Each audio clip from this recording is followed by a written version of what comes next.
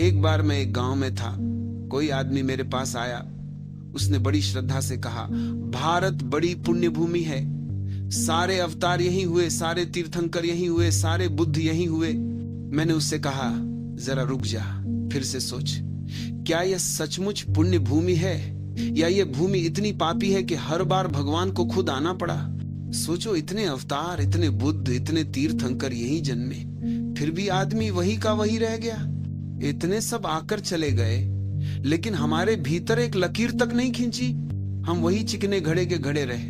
हर अवतार को हमने सुना, सिर झुकाया, आरती की, फूल चढ़ाए और कहा, आओ महाराज, और अब जाओ। हम सुनने में माहिर हैं, करने में नहीं। तुम सोचो, अगर किसी गांव के एक घर में रोज डॉक्टर आते जाते हो तो क्या वो घर पुण्यवान है? नहीं। इसका अर्थ है कि वो घर सबसे ज्यादा बीमार है। और अगर सारे अवतारों को यहीं आना पड़ा तो इसका अर्थ क्या हुआ?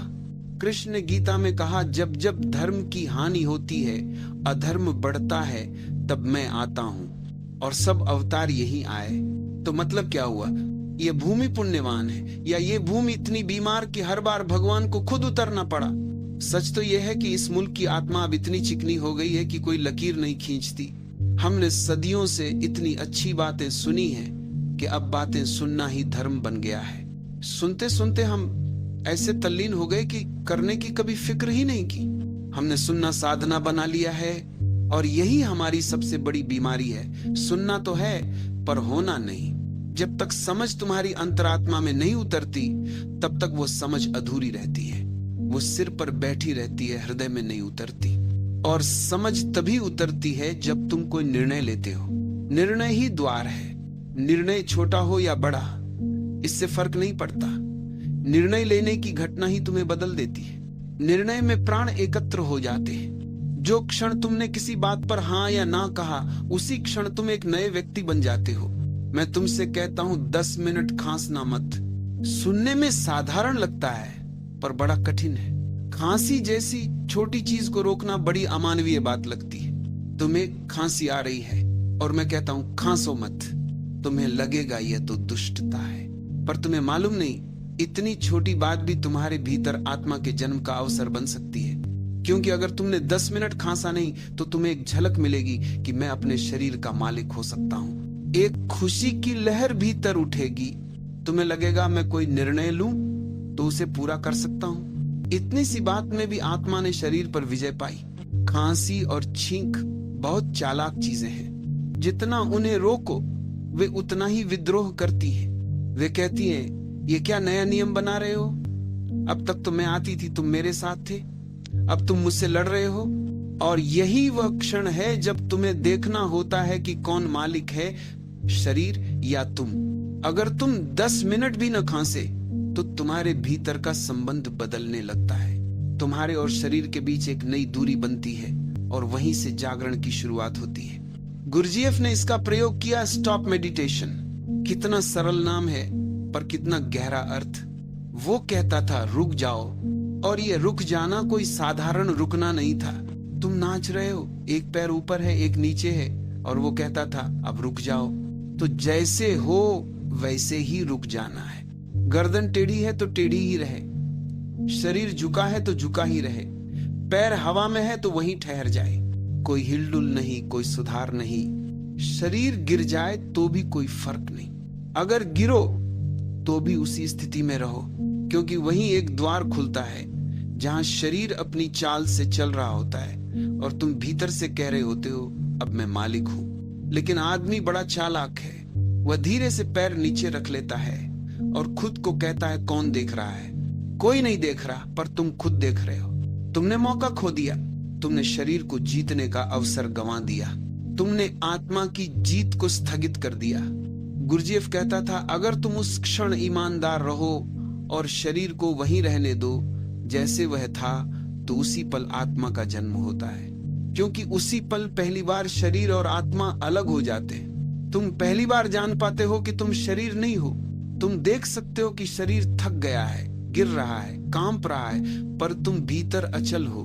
तुम भीतर साक्षी हो।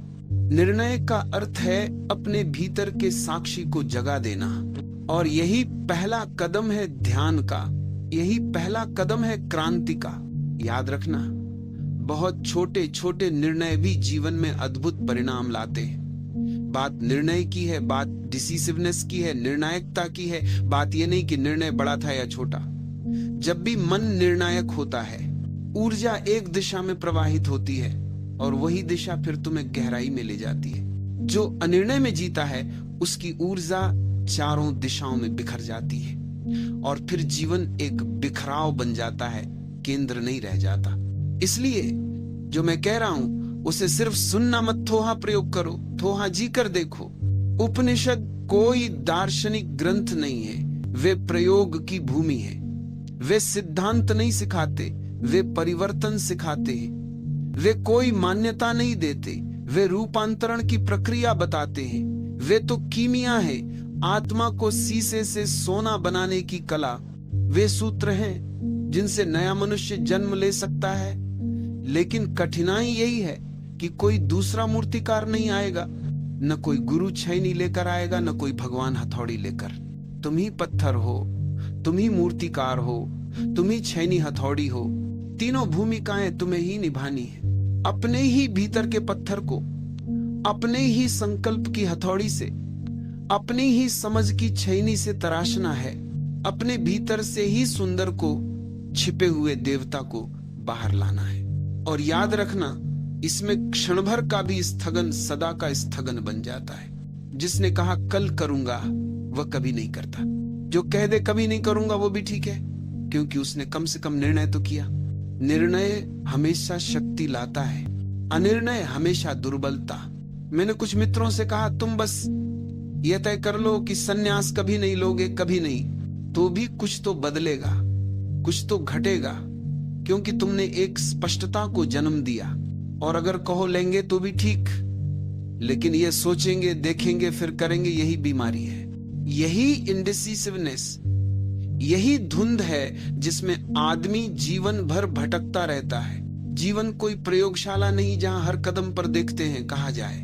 जीवन प्रयोग है, छलांग लगानी होती है, गहराई में उतरना होता है। संन्यास एक निर्णय है, कोई वस्त्र नहीं, वो एक संकल्प है भीतर की दिशा बदलने का। लोग पूछते हैं गेरुआ पहनने से क्या होगा? मैं कहता हूं कुछ भी नहीं होगा।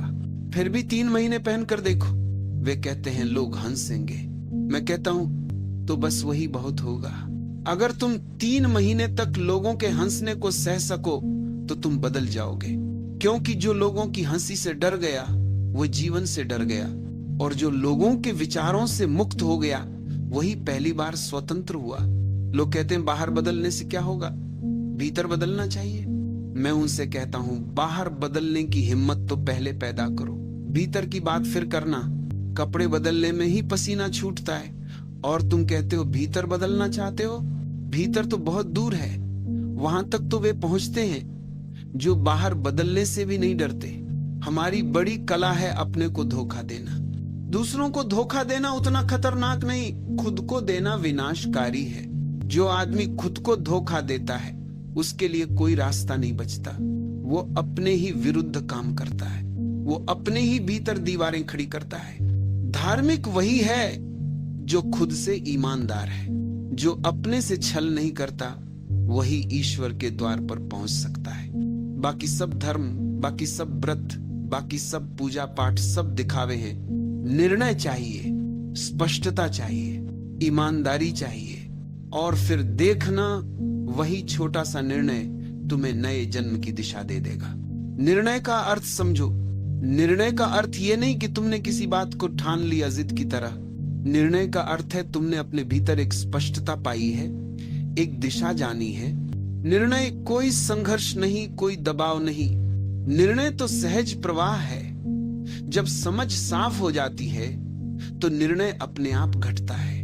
देखो, नदी बहती है, उसे यह सोचना नहीं पड़ता कि समुद्र तक पहुंचना है या नहीं। नदी का निर्णय स्वाभाविक है, उसका अस्तित्व ही निर्णय है। निर्णय वही नहीं होता जहां भय है। भय निर्णय को रोक देता है।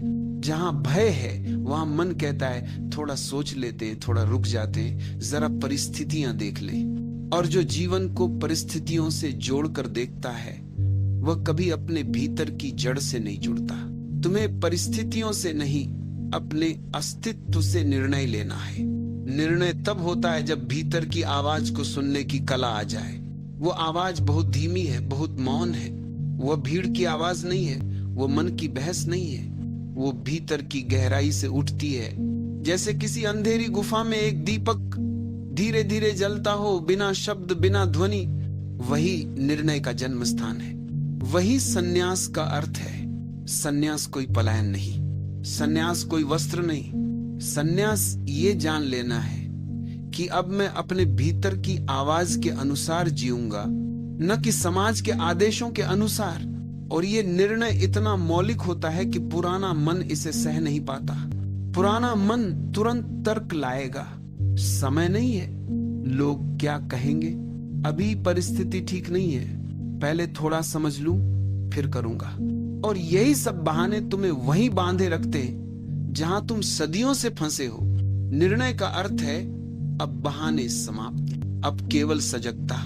जब कोई व्यक्ति सच में निर्णय करता है, उसी क्षण उसका पुराना मन मर जाता है।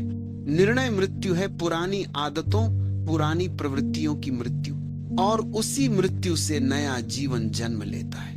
इसीलिए जो निर्णय से डरता है वो जीवन से डरता है। अगर कोई तुम्हें गाली दे, तुम एक झटके में आग पकड़ लेते हो, और अगर कोई तुम्हें समझाने की कोशिश करे, तुम उसमें डूबते नहीं हो। बुरा कुछ करना है तुरंत कर देते हो, अच्छा कुछ करना है सोचते ही रह जाते हो। ये मन की बड़ी चालाकी है। जो करना हो उसे तुरंत कर डालो, तभी वो होता है। क्रोधित होना हो या ध्यान करना हो, फर्क क्या पड़ता है? बुरा करने में झटपट हो जाते हो, अच्छा करने में देर लगाते हो। रुको तो अवसर निकल जाता है। वही कारण है कि जब गाली लगती है तो तुरंत उबल पड़ना जरूरी समझते हो, क्योंकि रुकोगे तो शायद कभी न कर पाओगे। सोचो तो सही, अगर तुम कहो चलो 24 घंटे बाद जवाब दूंगा, तो गाली का असर खुद ही खत्म हो जाएगा। 24 घंटे लंबा वक्त है, पर 24 क्षण भी अगर तुम भीतर बैठकर शांत हो जाओ तो क्रोध का विचार ही मर जाएगा। हंसी आ जाएगी, या उस आदमी की मूर्खता दिख जाएगी, या पता चल जाएगा कि वो सही भी कह रहा था, पर तुम समय नहीं खोना चाहते। जैसे ही चोट लगे आग फूट पड़ती है, पीछे जाकर पछतावा कर लेंगे, यही सोचते हो। और इसलिए तुम सभी क्रोधियों को पछताने के सिवा कुछ नहीं मिलता। पछतावा क्रोध के बाद आता है, तभी क्रोध हमेशा तुम्हें बांध कर रखेगा। पर अगर पछतावा पहले आ जाए क्रोध से पहले, तो क्रोध कभी जन्म ही नहीं लेगा। पर प्रश्न ये है, बीच की जगह कहाँ है? गाली इधर, आग उधर। उस बीच थोड़ा भी स्थान कैसे बनाए कि मैं सोच लूं, विचार कर लूं? वो जगह नहीं मिलती, क्योंकि क्रोध तुरंत फूट पड़ता है। और ध्यान के लिए भी वही कठिनाई आती है। अच्छे काम में हम समय लेते हैं, इंतजार करते हैं। बीच का जो समय है वही सब बर्बाद कर देता है। गरम लोहे पर चोट मारनी है। अगर तुम सोचते रहो कि मारूं या न मारूं, लोहे की गर्मी भी चली जाएगी और चोट का अर्थ ही मिट जाएगा। मेरे पास आज एक मित्र आए, कह रहे थे सन्यास लेना है, पर पहले और सोचना है। मैंने उनसे पूछा, तुमने जीवन में और किन किन चीजों पर इतना सोचा है कि वे हो भी गई हो? क्या तुमने बुद्धि को बाद में बढ़ते देखा है? अक्सर लोग अनुभव को बुद्धि समझ लेते हैं, पर अनुभव भंडार है, बुद्धि उसका उपयोग है। बच्चे के पास संग्रह कम होगा, पर बुद्धि ज्यादा हो सकती है। तुम सोचते हो कि और थोड़ा सोचोगे तो बुद्धि बढ़ जाएगी, और क्या सच में बढ़ेगी? शायद बस वातावरण का असर है। किसी ऊंची चोटी पर खड़े होकर उठा हुआ भाव है, बस उतना ही। नीचे उतरते उतरते वो सब गायब हो जाता है। माउंट आबू से नीचे उतरते उतरते वही विचार भी उतर जाएगा। तुम्हारा मन अक्सर बहाना ढूंढ लेता है, थोड़ा वक्त चाहिए। क्यों? ताकि प्रभाव कम हो जाए। और वही 1% जो तुम्हें रोक रहा है, वो बड़ा काम कर देता है। जब 99% तैयार है और 1% नहीं, तो तुम सोचते हो कि 99% जीत जाएगा। पर हकीकत यह है कि तुम उस 1% के साथ निर्णय ले रहे हो। निर्णय ही तो लेना है ना। लेना भी एक प्रकार का निर्णय है। जगत तुम्हें चुनाव देता है, क्या चुनना है। पर यह स्वतंत्रता नहीं है कि तुम निर्णय ही न लो। तुम निर्णय से बच नहीं सकते। हम अपने आप को धोखा देना बहुत अच्छे से जानते हैं। बार बार सुनते, समझते रहो और वैसे ही रह जाओ। फिर घड़ा चिकना हो जाता है, सब कुछ उस पर फिसलने लगता है। जितनी बार तुम अच्छी बातें सुनकर भी नहीं बदलते, उतनी ही अधिक फिसलन बनती जाती है।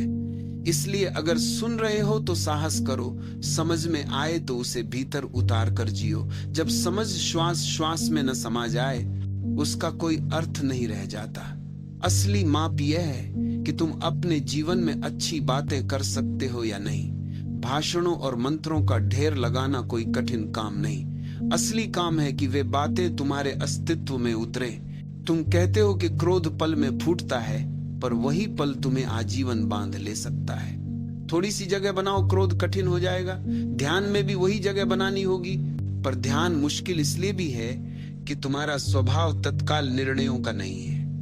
पर ध्यान वही सिखाता है, गर्म लोहे पर जब चोट मारनी हो मारो, और जहां सोच समझकर काम करना हो वहां समय लो, पर झूठी बहानेबाजी मत करो।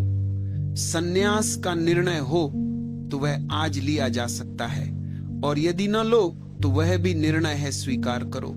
जिन बातों को बार बार सुनकर भी तुम वैसे ही रहते हो, उनसे सावधान रहो।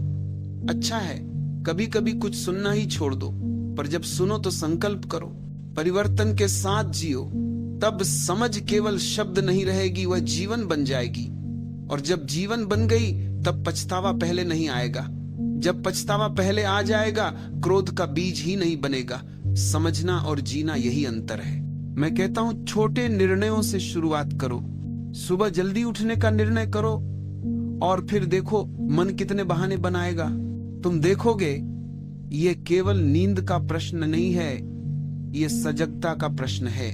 अगर तुम छोटे निर्णयों में भी सजग रह सको तो बड़े निर्णय अपने आप घटने लगते हैं। निर्णय कोई कार्य नहीं, एक दृष्टि है। निर्णय का अर्थ यह नहीं कि तुमने कुछ कर दिया। निर्णय का अर्थ है कि अब तुम भीतर से स्पष्ट हो गए। अस्पष्टता समाप्त, भ्रम समाप्त।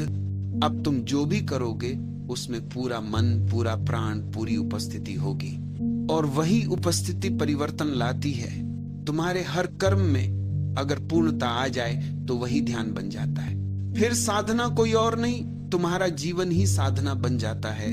लोग सोचते हैं कि आत्मज्ञान कोई बहुत ऊंचा पर्वत है। नहीं, वह तो छोटी छोटी निर्णायक सजगताओं का परिणाम है। जो व्यक्ति बार बार अपने भीतर साफ निर्णय करता है, वो धीरे धीरे उस बिंदु तक पहुंच जाता है जहां कोई निर्णय बाकी नहीं रह जाता। वहां केवल मौन है, क्योंकि अब कुछ तय करना नहीं, सब स्पष्ट हो गया। वह स्थिति ही समर्पण है, वह स्थिति ही ध्यान है, वह स्थिति ही संन्यास है।